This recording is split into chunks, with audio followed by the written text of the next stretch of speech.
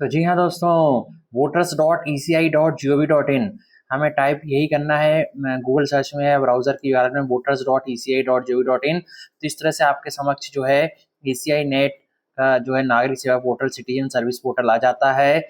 अब दोस्तों, अभी हम सबसे पहले देखने जा रहे हैं फॉर्म नंबर 6 में जो डिक्लेरेशन फॉर्म कंपलसरी हो गया है वो किस तरह से भरना है। तो मैं आपको पहले ऑफलाइन दिखा देता हूँ।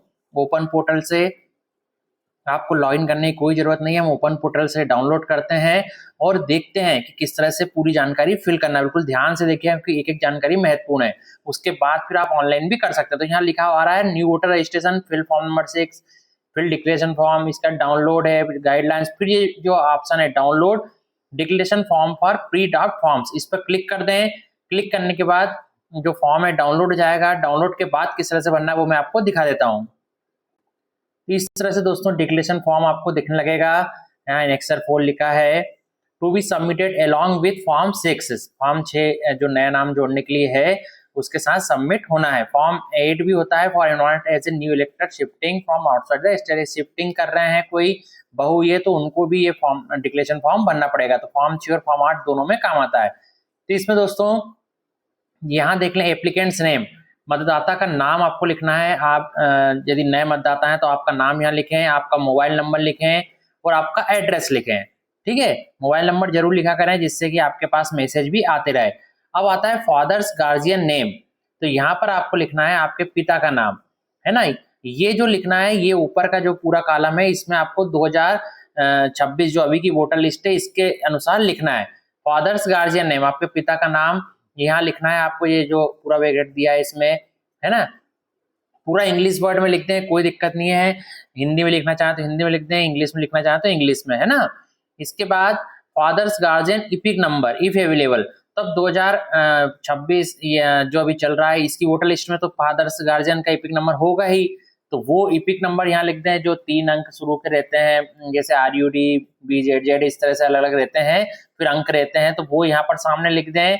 इसके पश्चात मदर्स नेम, माता जी का नाम लिख दें और mother's EPIC name, mother's EPIC name यदि है तो इपिक नेम लिख दें। अच्छा, किसी के मान लीजिए पिताजी शांत हो गए हैं या माता जी शांत हो गई हैं तो उनका नाम लिखना जरूरी है। इपिक नंबर यहाँ लिखा इफ अवेलेबल, मतलब EPIC number voter card number नहीं भी लिखेंगे तो कोई दिक्कत नहीं है। क्योंकि कई बार क्या होता है किसी के यहाँ कोई शांत हो गए हैं, व्रत हो गए हैं, तो क्या होता है डेथ की स्थिति में क्या रहता है कि उनका वोटर कार्ड डिलीट कर दिया जाता है। तो वो फिर आपको इपिक नंबर मिलेगा नहीं। तो केवल नाम तो जरूर लिखना है, माता पिता का नाम जरूर लिखना है, इपिक नंबर नहीं भी लिखेंगे तो चलेगा। इसी तरह से यदि स्पाउस नेम, पत्नी आई है तो उनके पति का नाम लिखाएगा, है ना। स्पाउस इपिक नंबर, उनके पति का इपिक नंबर। तो ये भी जो है स्पाउस नेम भी, ये भी कंपलसरी नहीं है, और मतलब पति पत्नी का नाम भी कंपलसरी नहीं है और उनका इपिक नंबर भी कंपलसरी नहीं है। केवल माता और पिता का नाम कंपलसरी है इसमें। ठीक है, अब दोस्तों देखते हैं यदि कोई पहली बार मतदाता है जो 18 वर्ष के हो रहे हैं, वो नंबर अपने वोटर लिस्ट में नाम जुड़ा रहे हैं तो उनको फॉर्म नंबर 6 के साथ ये डिक्लेरेशन फॉर्म सबमिट करना पड़ेगा। तो इधर देखिए आपको फिर राइट साइड पे आना है ना, यहाँ आना है। Details of the relative whose name is given in the previous column in the last SIR। अब यहाँ जो आपने पिता माता का जो नाम दिया है, जो भी आपके रिलेटिव है माता या पिता, तो उनकी जानकारी जो लास्ट SIR, जैसे मान लीजिए MP में, मध्य प्रदेश में 2003 में हुई थी, कहीं 2004 में, कहीं 2005 में, जहां भी लास्ट SIR हुई थी, कहीं 2002 में भी हुई थी। तो लास्ट SIR जिस स्टेट में जब हुई है तो उसमें इनकी डिटेल क्या थी माता या पिता की, तो वो यहाँ पर लिखना है। ठीक है, मान लीजिए पिता की जानकारी लिख रहे हैं तो क्या लिखेंगे, नाम, पिता का नाम उस समय क्या था वही लिखना है ना। वो आपको मैं और बता दूंगा, ऑनलाइन भी आप डायरेक्टली वोटर लिस्ट डाउनलोड कर सकते हैं 2000 पुरानी SIR की भी, वो भी बता दूंगा अलग से। तो वहां नाम क्या था वो नाम पूरा लिखना है। EPIC number if applicable available, EPIC number compulsory नहीं है, या नहीं भी लिखेंगे तो कोई दिक्कत नहीं है। ये इपिक नंबर उस समय का पूछता है ना, तो नहीं भी लिखे तो कोई दिक्कत नहीं। रिलेटिव नेम, तो यहाँ पापा के रिलेटिव कौन होंगे, हमारे पापा जी के रिलेटिव उस समय कौन होंगे 2003 में, मान लीजिए उनके पिता, है ना। नाम जैसे पुरुष के साथ उनके पिता का लिखाता था तो उनके पिता का नाम यहाँ पर आएगा पापा, और यहाँ आएगा पापा के पिता का नाम। रिलेशनशिप, पिता आ जाएगा फादर, डिस्ट्रिक्ट आपका जो है वो, जिला जो है वो, स्टेट राज्य जो है वो, AC number, assembly constituency name, विधानसभा क्षेत्र क्रमांक जो है वो। उस समय का, है ना। अभी का अलग होगा, कई नाम नंबर चेंज हो गए हैं, तो उस समय अलग थे, अब अलग हो गए, है ना। AC number, assembly constitution number जो है विधानसभा क्षेत्र क्रमांक उस समय अलग थे, तो वो वाला लिखना है उस समय वाला, पार्ट नंबर भाग संख्या उस समय वाली लिखना है, और सीरियल नंबर भी उस समय वाला लिखना है यहाँ पर, है ना। ये डिटेल पूरी इस तरह से भराएगी। अब मान लीजिए किसी के पिताजी नहीं है तो माता जी की डिटेल दे रहे हैं, तो नेम में क्या आएगा, माता जी का नाम आएगा, है ना। अब ईपिक नंबर कंपलसरी नहीं, रिलेटिव्स नेम। अब यहाँ ध्यान देने योग्य बात यह है कि माता जी का नाम यदि हम 2003 का दे रहे हैं, तो माता जी का नाम उस समय किससे जुड़ा होगा, हस्बैंड से, है ना। तो माता जी का नाम माता जी का नाम जो जुड़ा होगा हस्बैंड से, तो यहाँ रिलेटिव नेम में क्या आएगा, हस्बैंड का नाम, है ना। पति का नाम आएगा, रिलेशनशिप में क्या आएगा, हस्बैंड, ठीक है। तो नेम जैसे माता जी का दे रहे हैं, मान लीजिए पिताजी शांत हो गए, उस समय उनकी शादी हो गई थी माता जी की, तभी तो हम अब भर पा रहे हैं माता जी का नाम, तो है ना। तो नेम में तो माता जी का नाम आ जाएगा, रिलेटिव्स नेम में पति का नाम आएगा, ठीक है। तो यहाँ पति का नाम हो जाएगा, रिलेशनशिप हस्बैंड, डिस्ट्रिक्ट, और ये सब चीजें वैसे ही। तो ये दो चीज महत्वपूर्ण ध्यान देने योग्य बातें हैं। इसी तरह इसमें दादा दादी का नाम भी हम लिख सकते हैं, चार चीजें हो सकती है ना। एक तो जो ग्रैंड फादर, ग्रैंड मदर और फादर और मदर, चार का लिख सकते हैं।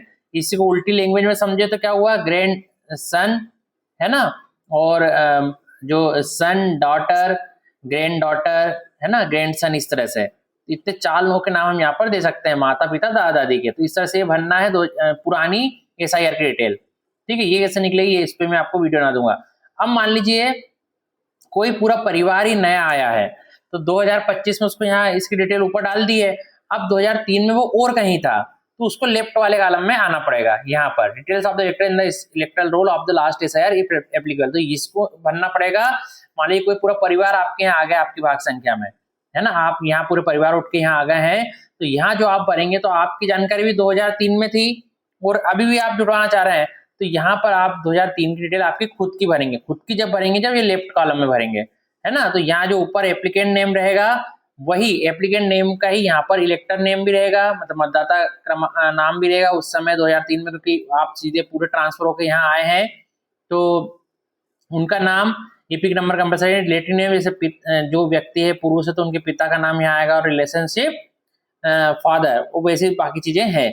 इस तरह यदि कोई महिला आई है, तो महिला का नाम 2003 या पुरानी एसआईआर में जो था वो, उनके पति का नाम, और यहाँ पर हस्बैंड, ठीक है, और बाकी सेम वैसे ही रहेगा, ठीक है। तो ये सिंपली समझ में आ गया होगा। यदि आपको और कुछ भी लगता है तो आप कमेंट बॉक्स में लिख कर पूछ लें। बाकी ये सिंपली वो है, आपका लिखा रहेगा, ये आप पढ़ लें एक बार अच्छे से। यहाँ पर सिग्नेचर या left thumb impression of elector with date, यहाँ पर आपको सिग्नेचर करना है, साइन करना है, या उल्टे हाथ का अंगूठा लगाना है ना, और उसके नीचे डेट जरूर लिखना है, दिनांक जरूर लिखना है, ठीक है। इसके बाद आप जैसे BLO जो बूथ लेवल ऑफिसर से उनको सबमिट करेंगे, तो ये लिखेंगे, ये करेंगे कि I verified the above details from the electoral rolls of the last SIR, और BLO के सिग्नेचर यहाँ हो जाएंगे, उनका BLO का नेम एंड फोन नंबर यहाँ पर लिखा जाएगा। तो इस तरह से पूरा डिक्लेरेशन फॉर्म बनना है, ठीक है। तो ये आपको बनना है। बाकी इधर केवल इन्फॉर्मेशन शीट है फॉर डिक्लेरेशन फॉर्म। तो यहाँ इतनी चीजें हैं दोस्तों, सिंपली भाषा में आपको समझा दी। इसके बाद भी यदि आपको लगता है कि और कुछ आपको पूछना है, तो आप जरूर कमेंट बॉक्स में लिख कर पूछिए। और इन सब के लिए आप मेरे साथ बने जो रहिए। आपको पता ही है मेरी यूट्यूब चैनल ऑनलाइन पंचायत है, फेसबुक चैनल जो है ऑनलाइन पंचायत है, इंस्टाग्राम चैनल पेज भी जो है ऑनलाइन पंचायत है। तो आप पेज को फॉलो जरूर कर लें, है ना, स्पेशली फेसबुक पेज को जरूर फॉलो कर लें, जिससे आपको हर अपडेट से अवगत आप होते रहें। तो चलिए दोस्तों, आप सभी का बहुत बहुत धन्यवाद।